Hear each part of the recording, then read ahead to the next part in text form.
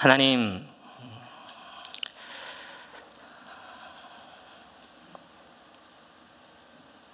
죽음이 죽임을 당한 이 복된 날, 주님의 자녀들을 주님의 전에 모이게 하시고 하나님 앞에 찬양과 경배로 예배로 나오게 하시니 감사를 드립니다.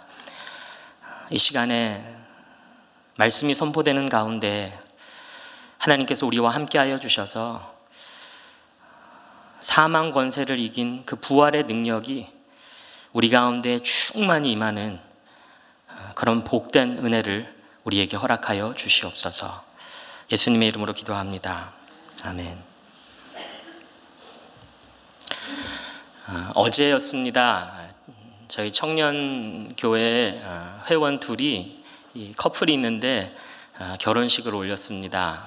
다녀왔는데 너무너무 기쁘더라고요. 그리고 참 이쁜 결혼식을 했는데요. 신랑 신부 양가 부모님 또 수많은 하객들이 있었는데 그 중에서 누가 가장 기뻤을까요?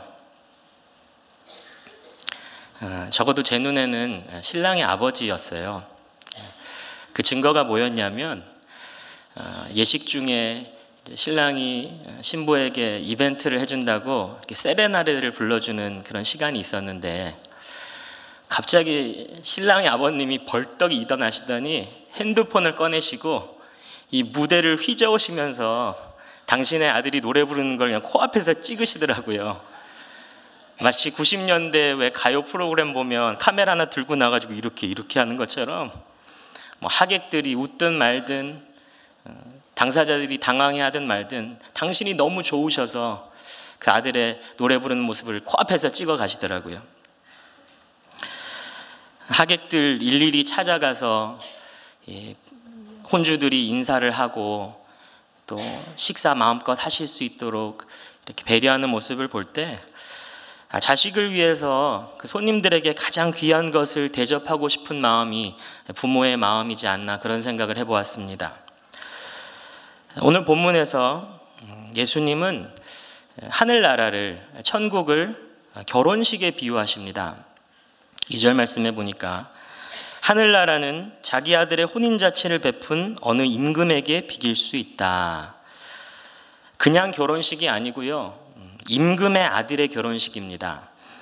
평범한 아버지도 자식을 위해서 가장 근사한 식을 준비하려고 하는데 임금이 자기 아들을 위해 베푸는 잔치, 얼마나 성대하겠습니까?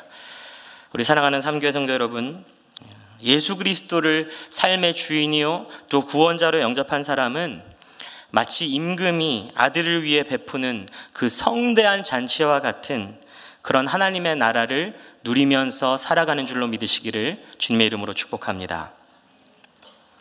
그런데 질문합니다. 우리가 방금 믿음으로 아멘으로 고백했지만 정말 우리는 매일매일 그 하나님의 나라를 잔치처럼 누리면서 살아가냐는 것이죠. 아침에 눈을 뜨면 직장에 출근을 하고 학교에 등교를 하고 우리 이웃들을 만나면 바로 그 자리에서 이 잔치판이 벌어지냐는 것입니다. 많은 경우에 속된 말로 그냥 개판은 아닙니까? 잔치라고는 볼 수 없는 너무나 시끄럽고 정신없고 마음 상하는 일들로 가득한, 우리는 왜 하나님의 잔치를 못 누리며 살아갈까요? 오늘 본문에 보니까 하나님이 베푸시는 이 성대한 잔치를 못 누리고 있는 안타까운 두 부류의 사람들이 나옵니다. 3절 말씀에 임금이 자기 종들을 보내서 초대받은 사람들을 잔치에 불러오게 하였는데 그들은 오려고 하지 않았다. 지금 잔치를 준비해서 손님들을 초대했는데 이 초대받은 사람들이 거절했다는 것입니다. 초대를 거절한 사람들이 나옵니다.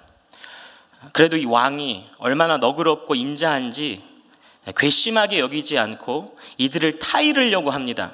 그래서 종들을 다시 보내서 아이고 우리 잔치 좀 와달라고, 여기 갈비도 해놨고 스시도 해놨고 여기 수입산도 아니고 한우라고 잘 차려놨으니까 꼭 좀 오시라고 다시 사정하게끔 만들죠. 그런데도 5절 상반부에 보면 초대받은 사람들은 그 말을 들은 척도 하지 않고 저마다 제 갈 곳으로 떠나갔다. 그럼 우리는 이 말씀을 너무나 쉽게 읽지만 이 상황을 한번 생각해 보면 어마어마한 사건이 아닐 수 없습니다. 간이 부어도 한참 부었지요. 지금 누가 초대를 하고 있는 겁니까? 말이 초대지 명령이죠. 왜냐하면 왕의 초대이기 때문에. 그런데 이 왕의 초대를 거절합니다. 거절할 뿐만이 아니라 들은 척도 하지 않습니다. 그럼 어떻게 이런 일이 일어날 수 있습니까? 간단합니다. 이 사람들은 왕을 왕으로 인정하지 않은 것입니다. 5절 말씀 후반부에 이렇게 나옵니다. 한 사람은 자기 밭으로 가고 한 사람은 장사하러 갔다. 너무나 바빴다는 거예요. 할 게 너무나 많았다는 거예요. 그런데 이 소절을 영어로 보면, NIV 성경으로 보면 자기 밭으로 가고 unto his field, 그리고 장사하러 갔다, another to his business. 그러니까 사업을 하는데 자기 사업을 하러 갔다는 겁니다. his and his. 겉으로는 내가 왕의 나라에서 살고 왕의 백성으로 살고 왕의 보호를 받으면서 살아가는 것처럼 보이지만 사실 마음속으로는 내 밭이고 내 사업이고 내 나라고 내가 왕이라는 것이죠. 그렇기 때문에 내 밭, 내 사업, 이거는 내가 지켜야 됩니다. 왕의 초대보다 내 밭, 내 사업이 우선입니다. 한가하게 왕이 베풀어주는 그 잔치 따위 즐길 여유가 없는 것이죠. 우리가 잘 아는 대로 사무엘 상에 나오는 이 사울은 하나님의 택하심을 받아서 하나님의 나라요 하나님의 백성이었던 이스라엘의 초대 왕이 되었습니다. 그런데 시간이 지나고 점점 교만해지기 시작했습니다. 하나님의 나라, 하나님의 백성, 하나님의 왕위가 아니라 내 나라, 내 백성, 내 왕위가 되어버렸습니다. 우리 다윗이 물맷돌 하나로 그 골리앗을 죽였을 때 이스라엘 백성들의 눈에 비친 다윗은 민족을 구하고 나라를 지켜줄 용장이자 충신이었습니다. 그런데 사울에게는요, 언젠가 자신의 왕위를 빼앗을 위협적인 존재로 바라보기 시작하지 않았습니까?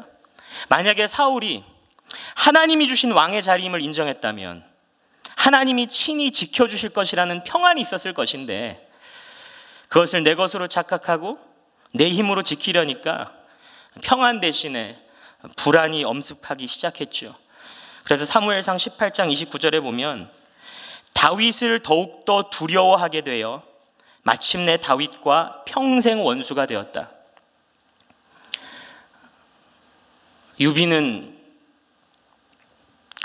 제갈 공명을 3번씩이나 찾아갔다고 그렇게 우리가 알고 있는데 사울은 하고 많은 사람 중에 하필 하나님의 마음에 합한 사람, 일생에 한 번 만날까 말까 한 그 귀한 인재, 평생 자기 옆에 두고 있어도 부족할 이 둘도 없는 충신을 자기 손으로 죽이려고 10수년씩 쫓아다닌 것입니다. 우리 사랑하는 성도 여러분, 내가 내 인생의 왕으로 살아가는 사람은 몸은 몸대로 피곤하고 마음은 마음대로 지치지요. 반면에 다윗은 어땠습니까? 사울의 뒤를 이어서 이스라엘의 왕이 된 다윗은 사무엘 15장에서 자기의 왕위를 빼앗기는 그런 수모, 그런 시련을 겪게 되는데 누가 그의 왕위를 빼앗냐? 다름 아닌 자기 아들 압살롬이 자기 아비를 상대로 쿠데타를 일으켜서 왕궁에서 쫓아버리지요. 여러분 같으면 어떻게 반응하실 것 같습니까? 뭐 왕이라도 아니면 그냥 평범하면 그냥 쉬쉬하고 조용히 넘어가기라도 할 텐데 혼자서 삭힐 텐데 이건 뭐 한나라의 왕이니까 그냥 온 국민이 다 알고 있습니다. 자식에게 당한 사람. 우리가 가족에게 사기를 당할 때도 있고요. 가장 친한 친구에게 배신을 당하기도 하고요. 직장에서 상사가 동료가 내 실적을 그냥 싹 빼앗아갈 때도 있습니다. 그럴 때 우리의 반응이 어떻습니까? 제가 미국에 있을 때 제 아내가요, 결혼하기 전에 저희가 연애하던 때인데 운전을 하고 가다가 사거리에서 좌회전을 했습니다. 근데 좌회전을 하려고 하니까 공사 중이었던 거예요. 그래서 안내 사인이 붙어 있었는데 좌회전을 하면 이 좌회전해서 들어가는 그 차선이 막혀 있으니까 그 옆에 차선, 그러니까 중앙선을 넘어서 이렇게 지나서 가라고 그렇게 안내되어 있는 걸 보고 그렇게 똑같이 따라서 했는데, 그렇게 따라하고 나니까 뒤에 경찰이 붙더랍니다. 그래서 이 경찰이 세워놓고 하는 말이 당신 지금 위반했다고. 그래서 제 아내가 무슨 소리냐고, 저기 공사 중이라고 이렇게 안내가 돼 있어서 그렇게 했다고. 그랬더니 경찰이 그냥 딱지 주면서 불만 있으면 법원에다가 재판받으러 오라고, 어필하라고. 뭐 억울하지만 가서 따져야겠다 싶어가지고 그 딱지 받고 신청을 하고 날짜만을 기다렸습니다. 또 제 아내가 오랫동안 이 어린이 사역을 하고 또 개인 과외를 했기 때문에 이 판사에게 보여줄 기가 막힌 이 시각 자료들을 정말 열심을 다해서 준비하더라고요. 프레젠테이션을 한번 하려고. 그 고생해서 만들어서 그 재판날 당일날 아침부터 줄 서가지고 자기 차례가 돼서 기다렸다가 들어갔는데, 이제 좀 내 억울함을 좀 호소하려고 재판관님, Your Honor 그러면서 딱 이걸 꺼내려고 하는데, 이 재판관님이 거기 와 있는 그 경찰, 이 딱지를 줬던 경찰을 부르더니 물어봅니다. 어떻게 된 거냐고. 경찰은 자기 번전대로 얘기하죠. 이 여자가 중앙선을 침범하고 이렇게 따랐다고. 제 아내가 이 준비한 거를 프레젠테이션 하기도 전에 땅땅땅 케이스 클로즈드. 저한테 전화가 온 거예요. 울면서, 펑펑 울면서. 이런 경우가 어딨냐고. 그때 저희 장모님이 딸이 워낙 그냥 너무너무 힘들어하니까 격려해 주신다고 하신 말이, 그래서 우리가 공부 열심히 해가지고 판사도 돼야 되고 이 미국 땅에서 잘 나가야 돼. 한 이틀 3일 잠을 못 자더라고요. 그러면 입에 밥이 들어가겠습니까? 그 억울한데. 그런데 정말 우리가 공부 열심히 하고 돈 많이 벌고 정말 사회 고위계층이 되어서 이 판결을 내릴 수 있는 자리에 올라가면 그 억울함이 풀어질 수 있을까요? 다윗은 어떻게 했을까요? 자기 아들에게 왕위를 뺏겼을 때. 시편 3편을 보면 이렇게 부제가 붙어 있습니다. 다윗이 그의 아들 압살롬을 피할 때 지은 시. 그러니까 그때 그의 심경이 여기 고백되어 있는데요. 5절에서 7절까지를 제가 읽어드리겠습니다. 내가 누워 고나게 잠들어도 또다시 깨어나게 되는 것은 주님께서 나를 붙들어 주시기 때문입니다. 나를 대적하여 사방에 진을 친 자들이 천만대군이라 하여도 나는 두려워하지 않으렵니다. 주님 일어나십시오. 나의 하나님 이 몸을 구원해 주십시오. 여러분, 다윗은요, 이 이스라엘의 왕위가 압살롬의 것도 아니고 본인의 것도 아니고 오직 하나님의 것임을 믿었지요. 그렇기 때문에 이 왕위의 진짜 주인 되시는 하나님이 당신이 알아서 되찾으실 것을 믿었기에 아들에게 쫓기는 이 비참한 현실 속에서도 평안할 수 있었던 것입니다. 이 시간 우리 일상을 한번 냉정하게 들여다봤으면 좋겠습니다. 우리의 학교에서, 우리의 직장에서, 사업에서, 가족, 건강, 관계, 우리의 사역, 정말 그 삶의 현장에서 하나님이 베풀어 주시는 이 천국의 잔치를 경험하기는커녕 내일은 뭐 먹고 살까? 이 문제는 어떻게 해결할까? 불안과 염려와 스트레스와 피곤과 분주함으로 가득하십니까? 그냥 너무너무 바빠서 예배 드릴 여유도 없고 큐티할 여유는 더더욱 없고 하나님과의 온전한 관계를 맺는 게 너무너무 힘드십니까? 어쩌면 그것은 내 학교, 내 직장, 내 사업, 내 가족, 내 인생이라고 믿고 있기 때문일지도 모르겠습니다. 내 인생 내가 누리고 내 인생 내가 지키고 내 인생 내가 책임지려다 보니까 하나님의 잔치는 자연스레 뒷전으로 밀리게 되고 하나님의 초대를 내가 스스로 거절하고 있는 것은 아닌지 모르겠습니다. 예수님 말씀하십니다. 수고하고 무거운 짐을 진 사람은 모두 내게로 오너라. 내가 너희를 쉬게 하겠다. 나는 마음이 온유하고 겸손하니 내 멍에를 메고 나한테 배워라. 그리하면 너희는 마음의 쉼을 얻을 것이다. 내 멍에는 편하고 내 짐은 가볍다. 오늘 이 시간 왕 되신 주님을 다시 인정하고 수고하고 무거운 짐진 모든 것들을 주님 앞에 내려놓는 그런 복된 부활주일 되시기를 주님의 이름으로 축복합니다. 하나님의 잔치를 누리지 못하는 사람은 하나님의 초대를 거절하는 사람, 하나님이 나의 왕 되심을 인정하지 않는 사람입니다. 두 번째 사람이 있습니다.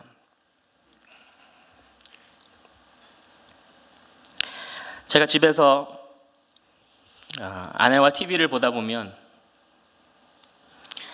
이제 뭐 드라마 속에서도 나오고 요즘에는 무슨 리얼 예능 그런 거 통해서도 많이 접하게 되는데 정말 영화처럼 알콩달콩 행복하게 사는 부부들이 나오지 않습니까? 저 진짠가 싶을 정도로 뭐 우블리도 나오고 뭐 최수종 씨도 있고 뭐 가수 션도 있고. 그래서 이 남편들이 아내에게 하는 그 섬김을 TV에서 보면 이제 제 아내가 한 번씩 가다가 이제 한탄을 하죠. 부럽다고. 그러면 뭐 저는 사실 할 말은 없습니다. 제가 그렇게 지금 못 해주고 있기 때문에. 그런데 조금 억울한 건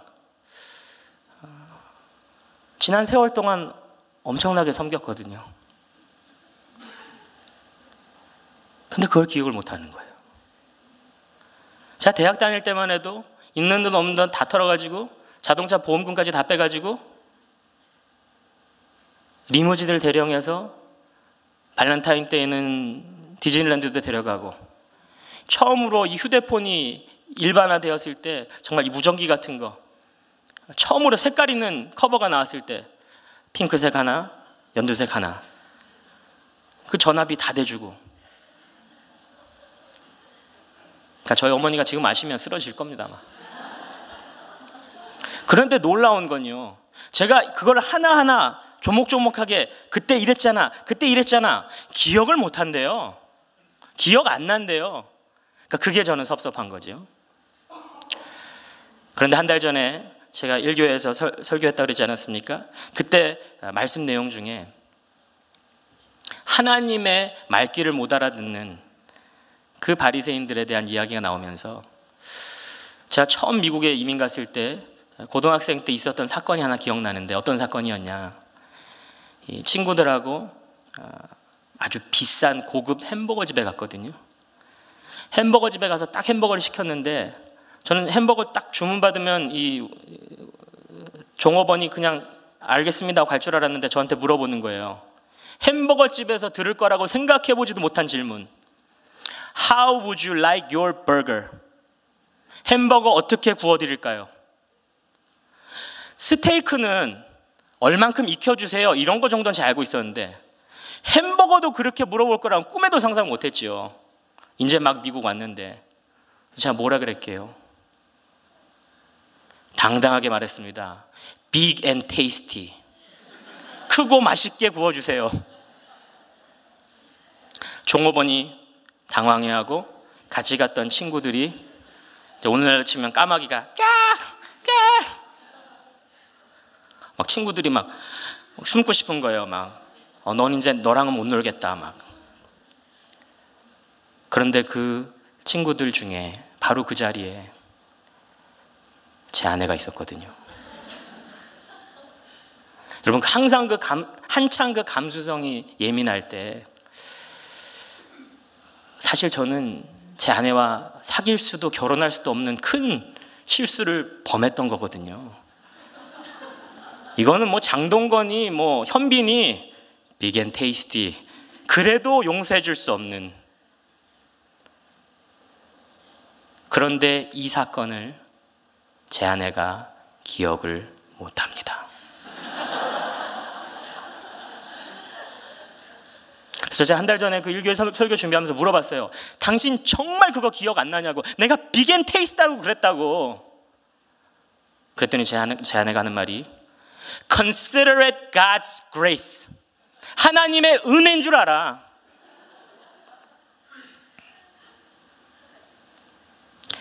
오늘 본문 말씀이에요. 임금의 초대를 거절할 뿐만이 아니라 자기 할 일 바쁘다고 밭을 가꾸고 장사를 하고 심지어는 이 임금이 보낸 종들을 죽여버리죠, 이 사람들이. 그러니까 임금이 화가 나서 이들을 심판합니다. 군대를 일으켜서 이 사람들을 깔끔하게 제거합니다. 그리고 나서는 다시 종들을 불러서 이제는 그냥 성전 안에 막 돌아다니면서 아무나 다 데려와. 내가 차려오는 이 단치 모든 사람들한테 다 풀겠어. 그래가지고 이 종들이 다시 밖으로 나가서 거리에 있는 사람 아무나 막 데려오죠. 10절 말씀. 종들은 큰 길로 나가서 악한 사람이나 선한 사람이나 만나는 대로 다 데려왔다. 그래서 혼인잔치 자리는 손님으로 가득 차게 되었다. 이 썰렁했던 파티가 게스트들로 가득 차기 시작합니다. 이제 좀 잔치다운 잔치가 연출되고 있습니다. 그런데 한창 무르익어가는 이 분위기를 깨는 사람이 있습니다. 11절과 12절. 임금이 손님들을 만나러 들어갔다가 거기에 혼인 예복을 입지 않은 사람이 한 명 있는 것을 보고 그에게 묻기를, 이 사람아, 그대는 혼인 예복을 입지 않았는데 어떻게 여기에 들어왔는가 하니 그는 아무 말도 하지 못하였다. 알고 봤더니 이 왕의 잔치에요, 드레스 코드가 있었던 거예요. 이 복장 규정. 이 잔치에 맞는 그 예복이 있어서 그거를 입고 입장해야 되는데 이 마지막에 초대받는 사람은 이걸 안 입고 나타나는 거예요.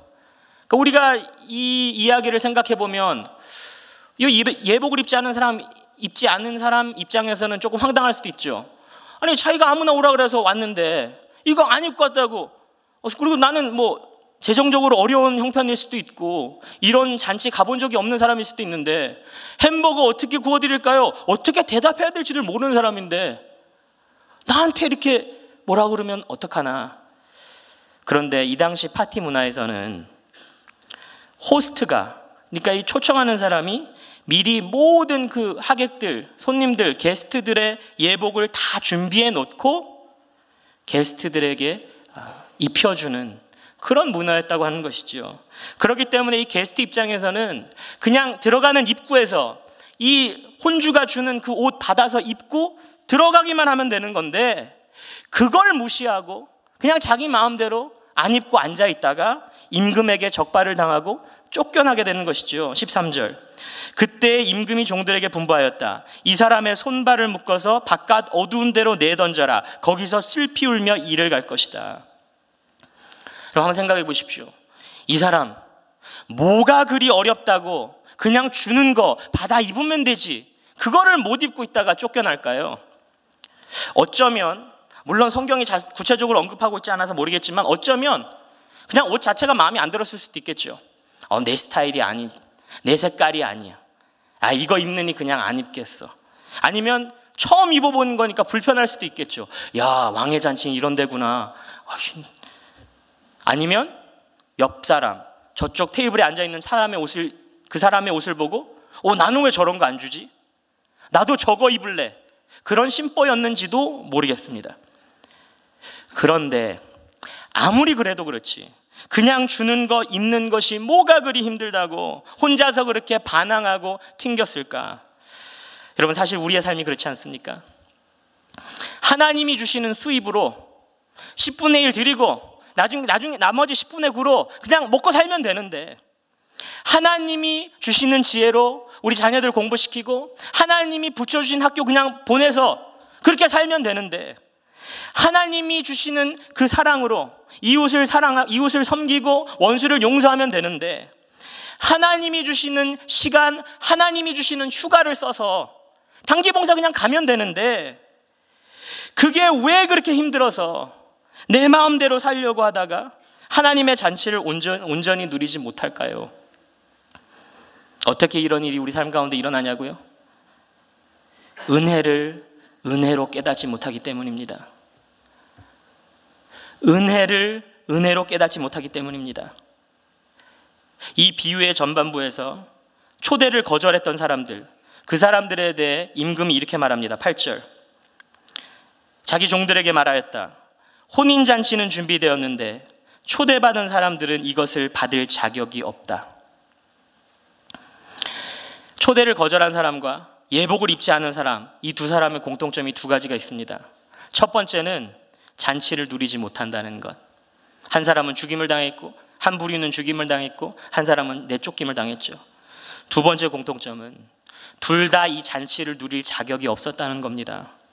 초대를 거절한 사람은 원래 자격이 주어졌지만 그것을 거절했기 때문에 자격을 박탈당했습니다. 예복을 입지 않은 사람은 원래부터 자격이 없었습니다. 그래서 처음부터 초대조차 받지 못한 겁니다. 그런 자격 없는 내가 지금 여기 이 자리에 앉아 있는 것, 그게 바로 은혜라는 거죠. 그 사실을 깨닫지 못하기 때문에 우리는 삶에 만족도 없고 불평과 불만이 생기고 남이랑 자꾸 비교하게 되는 것 아닙니까? 제가 특세 때도 잠깐 나눈 이야기인데요, 저희 청년들 중에 이제 시집 가고 장가를 가다 보니까 이 신혼 커플들을 위한 목장을 하나 만들어서 저희 집에서 모이고 있거든요. 그런데 이 목원들 중에 이 자매가, 어느 한 커플의 자매가 제 아내에게 신방을 요청했습니다. 사모님이랑 좀 1대1로 만나서 좀 자녀 양육에 대해서도 좀 얘기도 나누고 자기 마음도 나누고 싶다고. 그래서 지난주 화요일 점심시간에 만나기로 약속을 했는데, 식당에서 만나서 밥을 먹기로 했는데 저희 큰아이들이 놀이방을 좋아하기 때문에 이 놀이방이 달려있는 어정역의 어느 식당에서 만나기로 했다는 거예요. 그래서 전날 밤, 월요일 밤에 이제 이 다음날 일정을 제 아내와 제가 이렇게 나누는 가운데 제 아내가 조심스럽게 저에게 이렇게 물어보더라고요.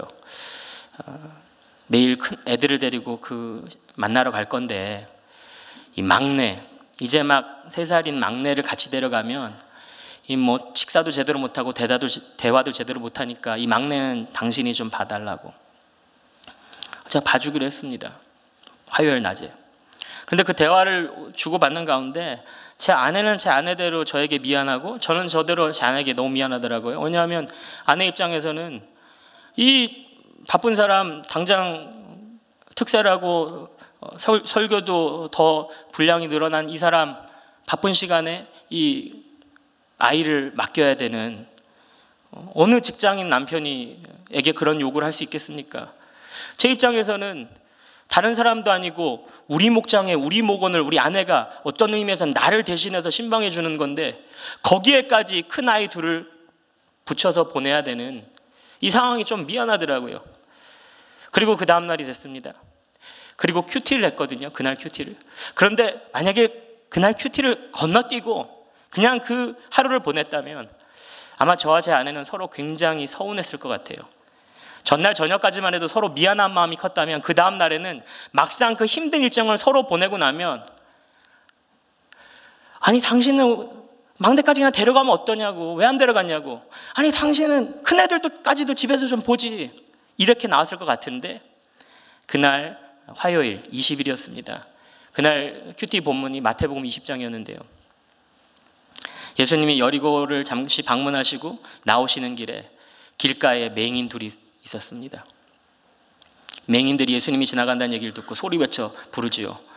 다윗의 자손 예수여, 우리를 불쌍히 여기소서. 그 주변에 있는 사람들이 막 나무랍니다. 조용히 좀 하라고, 나서지 좀 말라고. 굴하지 않고 더 크게 외치지요. 다윗의 자손 예수여, 우리를 불쌍히 여기소서. 그때 예수님이 그들을 정말 불쌍히 여기셔서 손을 얹고 기도해 주시고 눈이 떠졌거든요. 그리고 나서 이 맹인들이 예수님을 따라갔다고 마태가 기록합니다.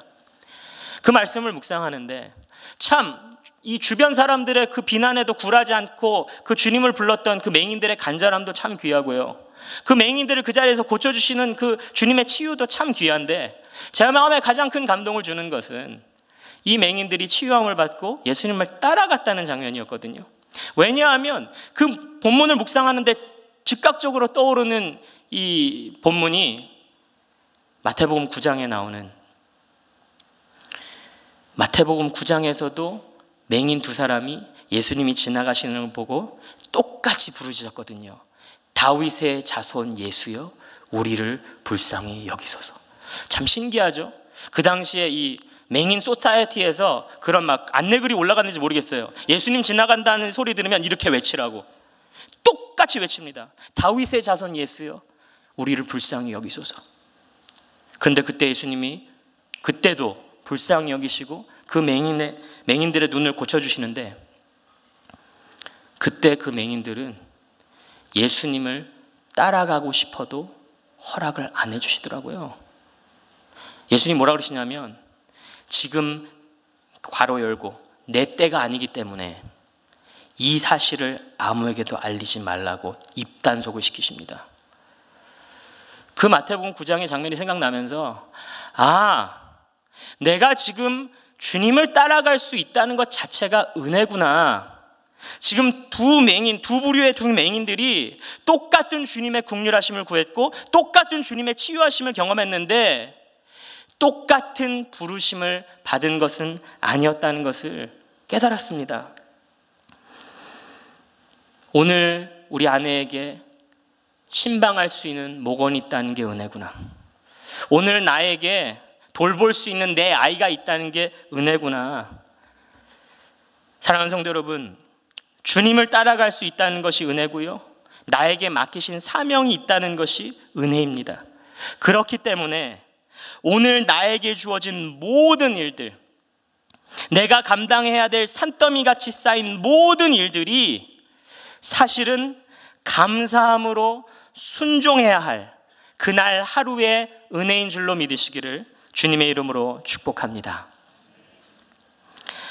말씀을 맺겠습니다.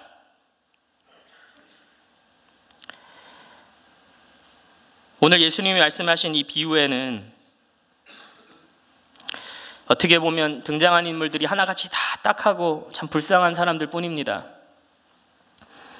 임금은 자존심이 상할 대로 상했죠. 이 성대한 잔치를 준비했는데 아무도 오려고 하지 않으니까. 초대에 거절한 사람들은 결국 죽임을 당했지요.